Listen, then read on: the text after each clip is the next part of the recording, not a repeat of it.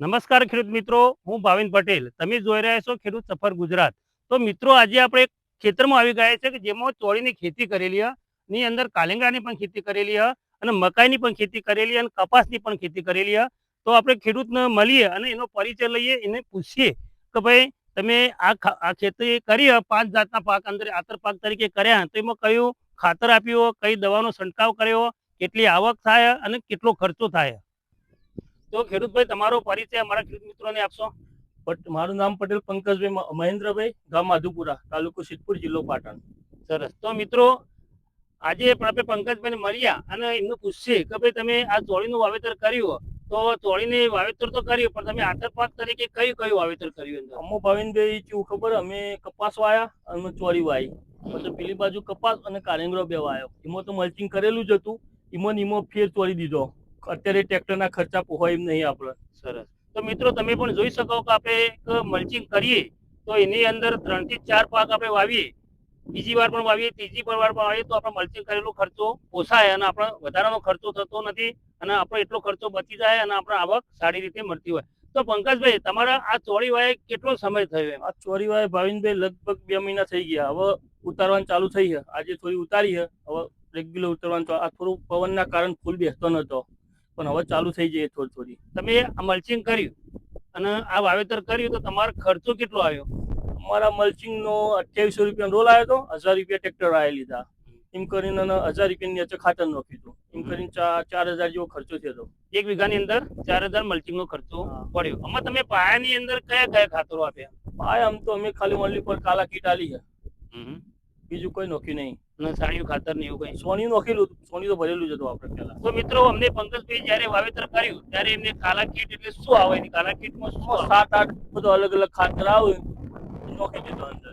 સરસ. તો એમને જે કીટ વાપરી હતી, જે આપણા બજારની અંદર કીટ મળે, જેમાં 6 થી 7 પ્રકારના ખાતર આવતા હોય, અલગ અલગ થેલી આવે, કિલોની 5 કિલોની, એ રીતે તમે અંદર પાયામાં આપ્યું હતું અને સાણિયું ખાતરો તમે ભરાયેલું હતું.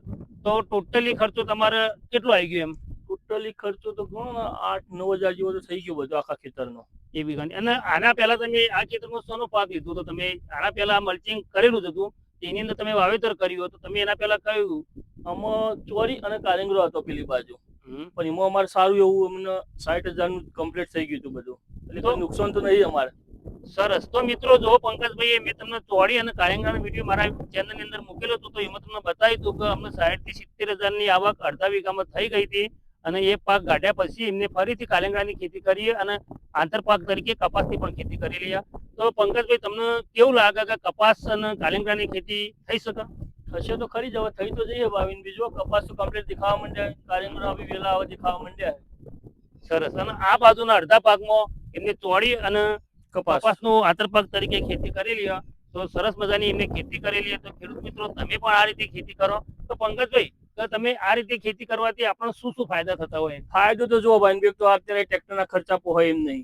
આ ચોરી નીકળે એટલે એમાં એરંડા ચોરવાની ગણતરી છે કમ્પ્લીટલી. હવે કપાસ એક બાર થઈ જા, પાછો એરંડો થઈ જા, એટલે અત્યારે આપણને ટ્રેક્ટરના ખર્ચા પોહાય ના. એટલે હવે ખેતી એવી કરો કે જેનાથી આપણને પોહાય. જો મિત્રો, આ ખેડૂત પણ એ પદ્ધતિથી જ અપનાવીએ કે આપણે એકવારની મલ્ચિંગ કરી કાઢી, તો એની અંદર વારા પરથી 3 થી 4 વખત આપણે ખેતી કરીશું, તો આપણે મલ્ચિંગનો ખર્ચો એકવાર કરીશું તો બીજી વારનો આપણે ખર્ચો કરવો પડતો નથી, અને સારી રીતે પાકની પણ વાવેતર કરી શકીએ. તો આ ખેડૂતને એવું કહેવું કે જ્યારે આ ચોળીનો અમે એનો ઉપજ લઈ અને જ્યારે નીકળવાનો સમય થશે ત્યારે નીકાળી દઈશું, એની અંદર તમે એરંડા પણ વાવી દેશો, તો એમનો આંતર પાક તરીકે કપાસ અને એરંડાનું વાવેતર થઈ જશે. આ ચોળી કેટલા મહિનાનો પાક? ચોરી હવે ગણો ને, હારો 1 મહિનો ઉતરશે, એના પછી નીકળી જાય એટલે એરંડો આવી જાય. અને ચોળીના માર્કેટમાં કેવા ભાવ મળે? હાલ તો 80-90 રૂપિયા ભાવ. સરસ. તો મિત્રો, જુઓ તમે, અત્યારે ચોળીનો માર્કેટ અંદર ભાવ પણ સારો છે, અને આપણે અડધા વીઘાની અંદરથી 25 કે 50 કિલો ઉતરે માર્કેટની અંદર, આપણે દરરોજ જઈએ તો આપણે સારી આવક થાય. તો તમે પણ આ પદ્ધતિથી ખેતી કરો તો જેથી આપણે સારી આવક મળે. તો ખેડૂત મિત્રો, તો અમારી ચેનલને તમે સબસ્ક્રાઇબ ના કર્યું તો કરી લેજો. અમે આવા નવા વિડીયો તમારા માટે લઈને જ આવીશું. જય જવાન, જય કિસાન.